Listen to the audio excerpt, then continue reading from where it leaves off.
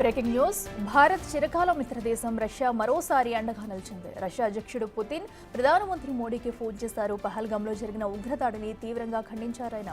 ఉగ్రవాదంపై భారత్ జరిపే పోరులో పూర్తి మద్దతు ఉంటుందని మోడీకి పుతిన్ హామీ ఇచ్చారు. ఉగ్రవాదులకు అండగా ఉంటున్న పాకిస్తాన్ను భారత్ అష్టదిగ్బంధనం చేస్తున్న సమయంలో మోడీకి పుతిన్ ఫోన్ చేయడం, సపోర్టు ప్రకటించడం ప్రాధాన్యత సంతరించుకుంది.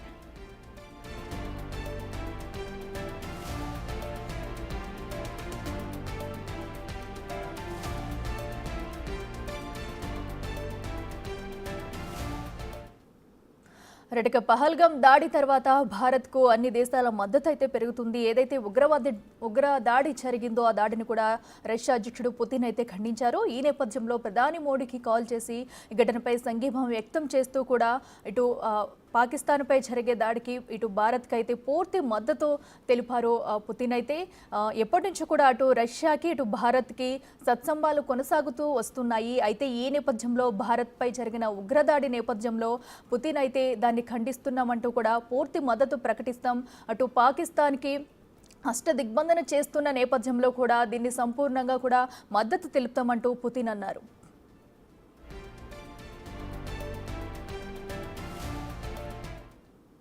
ఇదే అంశానికి సంబంధించి మరింత సమాచారం ఢిల్లీ నుంచి మా ప్రతినిధి శివ లైవ్లో అందిస్తారు. శివ, చెప్పండి. అటు పహల్గాం దాడి తర్వాత కూడా ఇటు రష్యా అధ్యక్షుడు పుతిన్ అయితే మోడీకి కాల్ చేసి దీనికి సంబంధించి కూడా అటు తమ మద్దతు ఉంటుందంటూ తెలియజేశారు. ఈ ఫోన్ కాల్ ఎలాంటి సంభాషణ జరిగింది, డీటెయిల్స్ ఏంటి?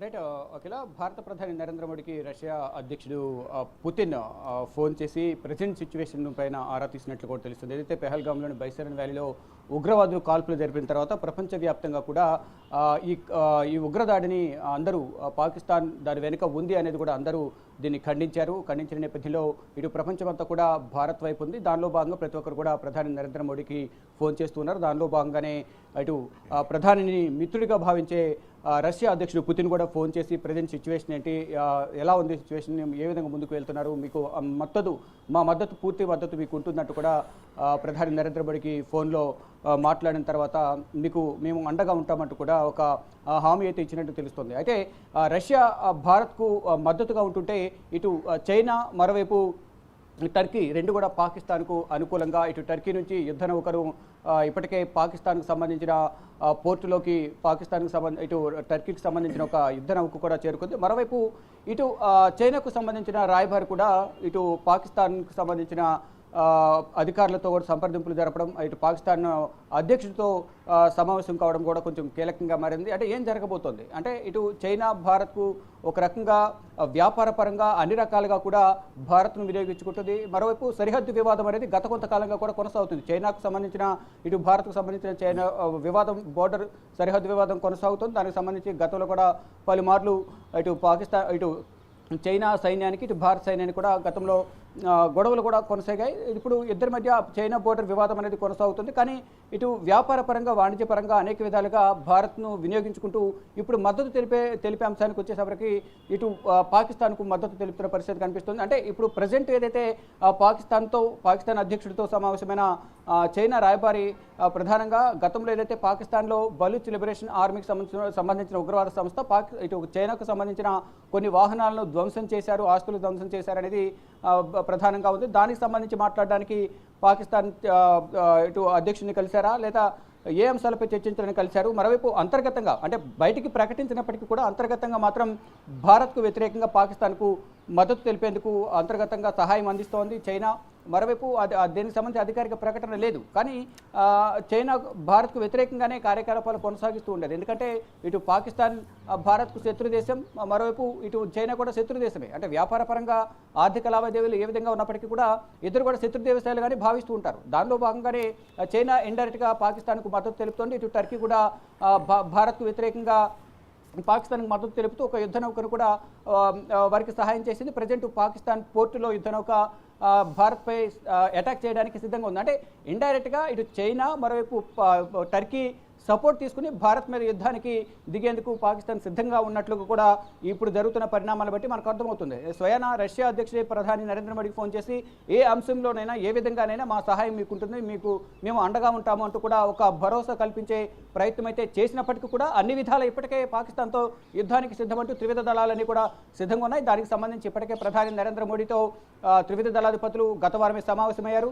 అందరికీ మీరు తీసుకునే నిర్ణయాలకు అన్ని అధికారాలు మీకు ఇస్తున్నాను, స్వేచ్ఛ ఇస్తున్నాను, ఫ్రీడమ్ ఇస్తున్నాను, మీకు ఏదైతే టార్గెట్ ఉందో ఆ టార్గెట్ ఫిక్స్ చేసి టైం ఫిక్స్ చేయండి, దానికి సంబంధించి ముందుకు వెళ్తామంటూ కూడా ప్రధాని నరేంద్ర మోడీ వారందరికీ హామీ ఇచ్చారు. కానీ ఈ ఇండియా ఎప్పుడు ఎటువైపు నుంచి దాడి చేస్తుందనే భయంతోనే ఇతర దేశాల సపోర్ట్ తీసుకునేందుకు పాకిస్తాన్ ప్రయత్నిస్తుంది. దానిలో భాగంగానే ఇటు టర్కీ నుంచి యుద్ధ నౌక తీసుకురావడం కానీ, మరోవైపు ఇటు చైనాకు సంబంధించిన రాయబారి వెళ్ళి కలవడం, అంటే రాయబారి కలిసింది దేనికి?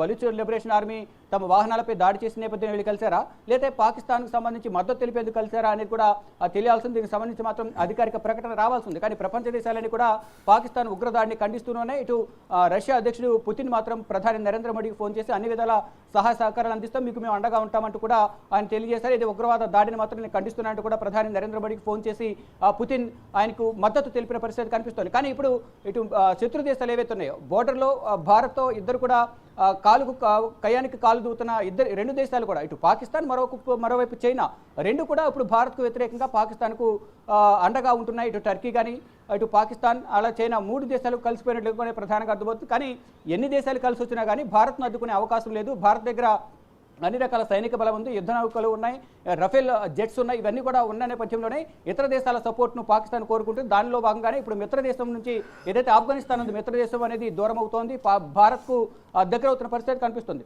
దానిలో భాగంగానే ఒంటరైన పాకిస్తాన్ ఇతర దేశాల నుంచి సపోర్ట్ తీసుకుంటుంది. ఎవరైతే భారత్కు శత్రువుగా ఉన్నారో ఇటు చైనా కానీ మరోవైపు టర్కీ కానీ, టర్కీకి గతంలో విపత్తులు సంభవించినప్పుడు కానీ భూకంపాలు సంభవించినప్పుడు భారత్ నుంచి అనేక సహాయ సహకారాలు అందించారు. కానీ ఇప్పుడు యుద్ధ సమయం వచ్చేటప్పటికి పాకిస్తాన్కు మద్దతుగా టర్కీ వెళ్తుంది. దానికి సంబంధించి యుద్ధ నౌకలు కూడా వారికి సహాయంగా ఇచ్చినట్లుగానే ప్రధానంగా అర్థమవుతుంది. ప్రజెంట్ ఇప్పుడు పాకిస్తాన్కు సంబంధించిన పోర్టులో ఇప్పుడు యుద్ధానికి సిద్ధమన్నట్లు కూడా టర్కీకి సంబంధించిన యుద్ధ నౌకను మోహరించారు. మరోవైపు చైనా కూడా సపోర్ట్ చేస్తోంది. అంటే అధికారికంగా ప్రకటించినప్పటికీ కూడా చైనా రాయబారి ఇటు పాకిస్తాన్ అధ్యక్షుడితో సమావేశం కావడం, ఈ పరిణామాలన్నీ కూడా ఇటు పాకిస్తాన్కు చైనా టర్కీ మద్దతు తెలపబోతున్నాయి అనేది కూడా తెలుస్తోంది. దానిలో భాగంగానే ఇప్పుడు ప్రధానికి రష్యా అధ్యక్షుడు పుతిన్ ఫోన్ చేయడం పట్ల కూడా ఇటు భారత్కు మద్దతు ఇవ్వబోతున్నారు, అన్ని రకాల సహాయ సహకారాలు అందిస్తామంటూ కూడా పుతిన్ ఫోన్ చేయడంతో మరింత ఆందోళనలో పాకిస్తాన్ ఉంది. దానికి సంబంధించి ఇప్పటికే పాకిస్తాన్ అంతర్యుద్ధం ఎదుర్కొంటున్న పరిస్థితి కనిపిస్తోంది. ఇటు బిఎల్ఏ కానీ టీపీటీ తెహ్రీక్ తాలిబాన్ ఉగ్రవాద సంస్థ నుంచి కానీ మరోవైపు బలూచ్ లిబరేషన్ ఆర్మీ ఇప్పటికే అంతర్యుద్ధంతో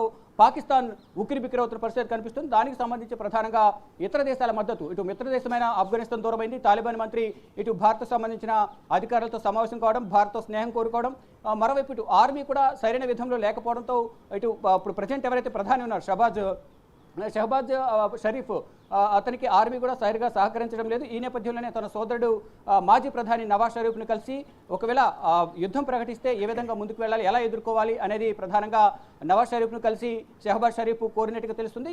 ఈ నేపథ్యంలోనే వారిద్దరి సలహాల మేరకు ఇటు చైనాతోనూ ఇటు టర్కీతోనూ సంబంధాలు కొనసాగిస్తూ భారత్ను ఎదుర్కోవాలనే ఉద్దేశంలోనే పాకిస్తాన్ ఉన్నట్లుగా తెలుస్తుంది. దానిలో భాగంగానే ఇటు ప్రపంచ దేశాలన్నీ కూడా పాకిస్తాన్ను ఒక దోషిగా భారత్ నిలబెట్టిన నేపథ్యంలో ప్రపంచ దేశాల ముందు ఇప్పుడు ఎవరు కూడా సహాయం చేసే అవకాశం లేదు. ఎందుకని భారత్కు శత్రు దేశం ఒకటి పాకిస్తాన్, మరోవైపు చైనా రెండు శత్రు దేశాలు కాబట్టి మరోవైపు టర్కీ కూడా ఇటు మద్దతు కూడగడుతూ యుద్ధ నౌకను సహాయం చేసింది. ఇప్పుడు పాకిస్తాన్ పోర్టులో యుద్ధ నౌక సిద్ధంగా ఉంది. మరోవైపు చైనా కూడా అంతర్గతంగా సహాయం చేస్తున్న పరిస్థితి నెలకొంది. కానీ వీటన్నిటికీ మధ్యలో రష్యా అధ్యక్షుడు ఫోన్ చేసి మద్దతు తెలపడం అనేది కొసమెరుపుగా ఉంది. కానీ ఎట్టి పరిస్థితుల్లోనూ యుద్ధం వస్తే మాత్రం త్రివిధ దళాలు అటాక్ చేయడానికి పాకిస్తాన్ పైన సిద్ధంగా ఉన్నాయి. దానిలో భాగంగానే ఏం చేయాలో పాలుపోని స్థితిలో పాకిస్తాన్ ఇతర దేశాల మద్దతు కూడగట్టే ప్రయత్నం అయితే చేస్తుందని చెప్పాలి. అఖిల.